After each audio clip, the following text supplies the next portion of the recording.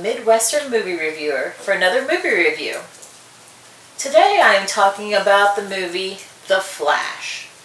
This movie was directed by Andres Muschietti. It is 2 hours and 24 minutes long. It's PG-13. And this movie stars Ezra Miller, Michael Keaton, Ben Affleck, among others. This movie was great. I loved it. It had themes of family and loss, and it involved the Flash trying to figure out how he can save his parents. If you're a Flash fan, you're familiar with the fact that his mother was killed when he was a boy, and then his father was blamed for the murder. Well, in this movie, it deals with time travel. He uses a speed force as a way to travel back in time. And it deals with the issue of what would you do if you had the power to change the past. And I personally could relate to this because, what if I had the power to go back in the past and undo the fact that my father passed when I was 22, my early 20s. But then you think about, well, what are the ramifications of this? You could travel back in time. And by doing so, I could save people. I could save my mom. And I could save your parents. Bruce, I could fix things. You could also destroy everything. If you were to go into the past, you have no idea what the consequences can be. I wouldn't be the happy-go-lucky Midwestern movie reviewer that you are seeing before you right now. So go see this movie to find out about this. There's a few different aspects of it that were great. Of course, looking at the preview and seeing that Michael Keaton was going to be in it, I was so excited because he's one of my favorite Batmen. Besides him, my number one favorite is Christian Bale. I feel like he did such a great job as Batman. He was powerful, he was intense, he was sexy, he was amazing. He's my favorite. Number 2 is Michael Keaton. And then I will not talk about the other Batman because I don't feel like if you can't say something nice. And as I said, Ben Affleck is in this. Say no more.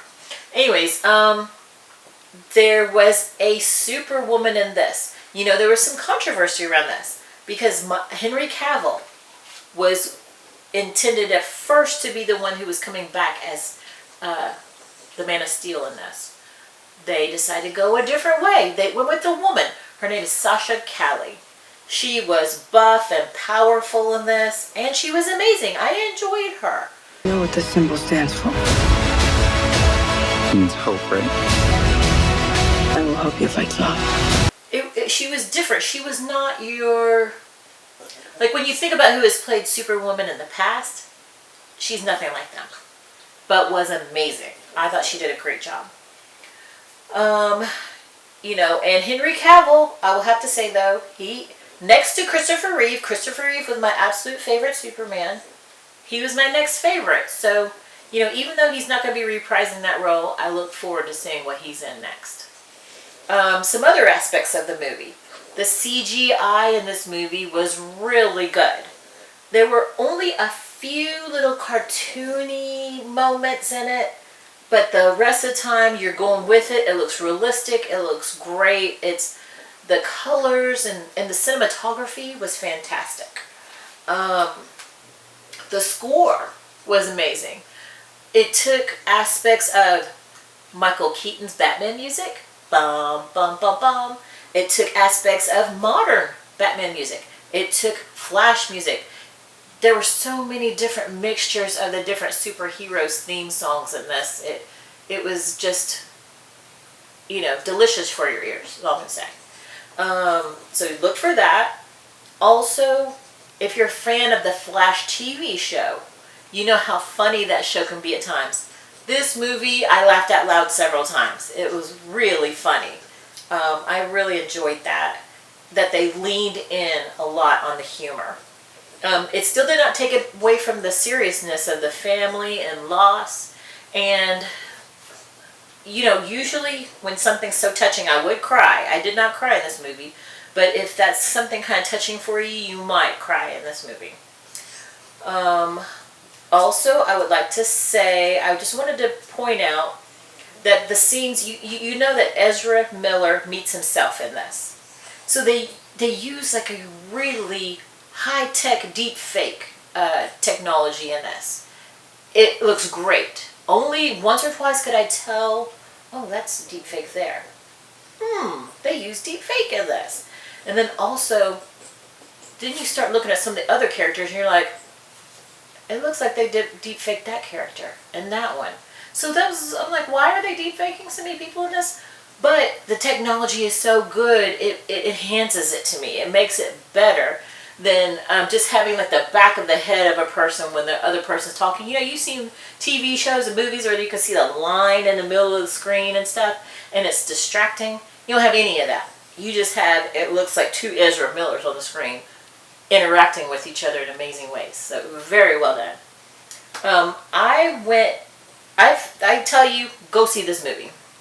If you know, Kiersey Clemons is in it. She plays Iris West. She just has a few scenes in it, not a lot, but they were good scenes. I really enjoyed her in this movie. Lastly, I go see these movies with my Regal Unlimited pass. They don't pay me to say any of this, but I feel like people should know about this because it's a great deal. I pay about $23 a month, and after 2 movies, that would pay for it. So the rest of the movies I see the rest of the month are free. So far I've seen 6 movies, and it's like the middle of the month. So with that, you also get points. I got free popcorn when I went and saw The Flash. That popcorn would have been $8. Free with my unlimited Regal membership. So, you know, you get points and you use them to buy stuff. So it's a really great membership. If you like Regal Cinemas and you like free stuff, you know, you love movies. You have to be a movie lover to really make it worth your while. So check that out. And that's all for the Midwestern Movie Reviewer. Please like and subscribe and hit that bell for notifications of my next movie review. I'm going on Monday to a mystery movie. So that will be a surprise, and usually it's like a early release. So maybe I'll try to get that movie review out to you as soon as possible. Thank you.